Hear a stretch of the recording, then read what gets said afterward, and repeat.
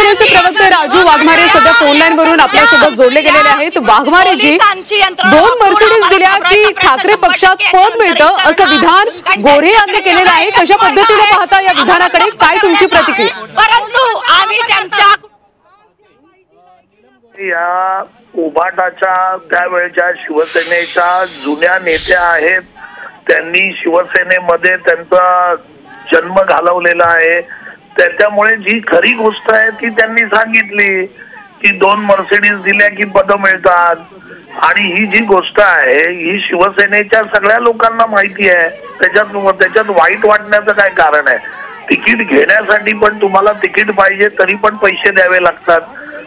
मला त्यावेळी काँग्रेसमध्ये असताना किती जण भेटलेले की बाबा सेनेला आम्ही पैसे दिले आणि आमची तिकीट घेतली।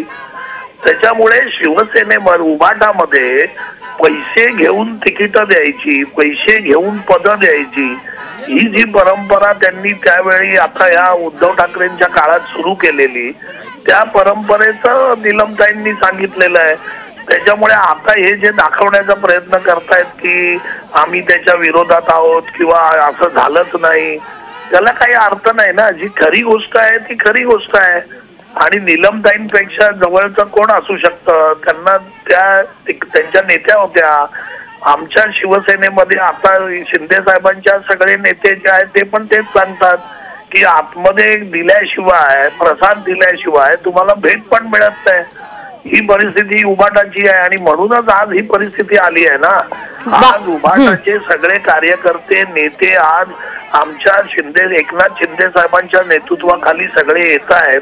त्याचं कारण तेच आहे, कारण तिकडे प्रसाद द्यायचा, गाड्या द्यायच्या, मर्सिडीज द्यायची, पैसे द्यायचे, त्याच्याशिवाय काय मिळत नाही। आणि इकडे कार्यकर्त्यांचा पक्ष आहे। हिंदू हृदय सम्राट बाळासाहेब ठाकरेंनी जे वाघमारेजी, संजय राऊतांनी यावर उत्तर दिले की 4 वेळा खरं तर नीलम गोरेंना आमदारकीची संधी दिली, मग गोरेंनी काय 8 मर्सिडीज ठाकरे पक्षाला दिल्या का? पण 8 मर्सिडीज एवढे पैसे तर नक्की दिले असतील, त्याच्याशिवाय काय त्यांनी दिलेलं नाही। कारण हा तर संपूर्णपणे त्यांचा देण्या घेण्याचाच व्यवहार आहे उभाटाचा। म्हणजे गोरेंनी सुद्धा आमदारकीसाठी पैसे दिले असं तुमचं म्हणणं आहे का?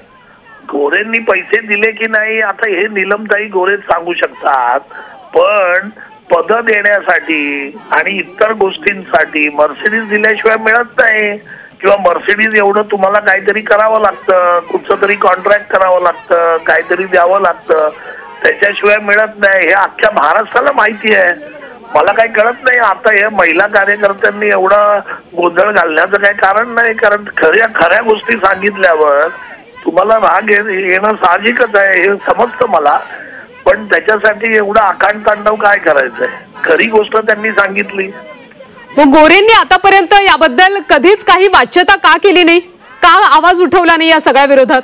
बघा कसं असतं की आपण ज्यावेळी एखाद्या व्यासपीठावर जातो, एखाद्या व्यासपीठावर ज्यावेळी बोलतो, त्यावेळी ते बोलत असताना, करत असताना त्या प्रकारचं प्रश्न विचारले गेले किंवा त्या प्रकारच्या भूमिका मांडण्यासाठी काही परिस्थिती तयार झाली तरच तुमच्याकडून काही गोष्टी बाहेर येतील ना।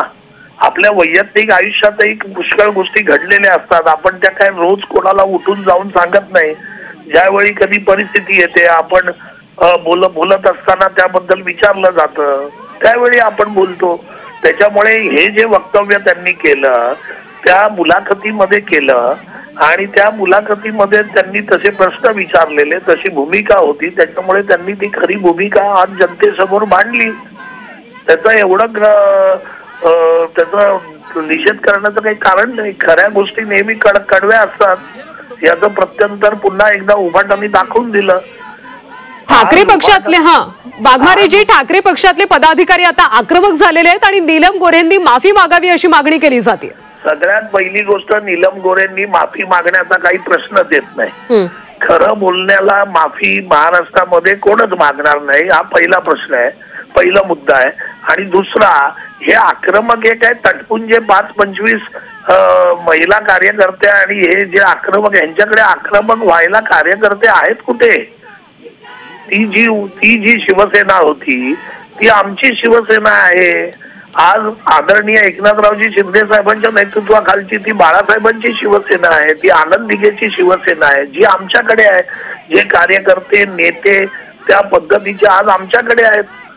हे आता तिकडे राहिलेले जे तटपुंजे लोक आहेत ते काय निषेध करणार आणि काय माफी मागायचं बोलणार. आता कुठून तरी आपल्याला मीडियामध्ये दिसलं पाहिजे, उभाटाचं नाव मीडियामध्ये आलं पाहिजे. ते येणार कसं? अशा प्रकारच्या गोष्टी थोड्या केल्या की आपण मीडियामध्ये दिसू.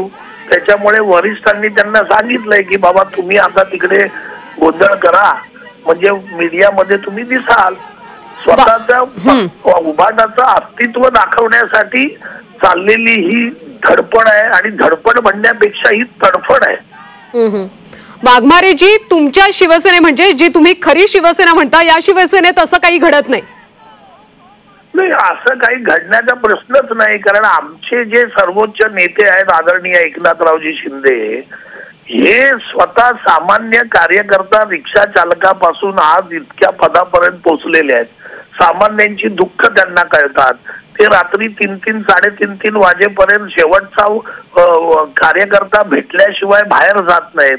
त्यांना रस्त्यामध्ये भेटायला काय तुम्हाला अपॉइंटमेंट घेण्याची गरज नाही. ते सगळ्यांना भेटतात, सगळ्यांशी वागतात. त्याच्यामुळे आमच्याकडे कोणाला या पद्धतीचा काही प्रश्नच येत नाही. कारण कार्यकर्ताच आज नेता झालेला आहे. ज्यावेळी कार्यकर्ता नेता होतो त्यावेळी त्याला कार्यकर्त्यांची दुःख कळतात, त्यांच्या मनस्थिती कळतात, कारण तो त्याच्यातून गेलेला असतो. ज्यावेळी तुम्ही सोन्याचा चमचा नक्कीच वाघमारेजी, धन्यवाद तुम्ही दिलेल्या सगळ्या सविस्तर प्रतिक्रियेबद्दल.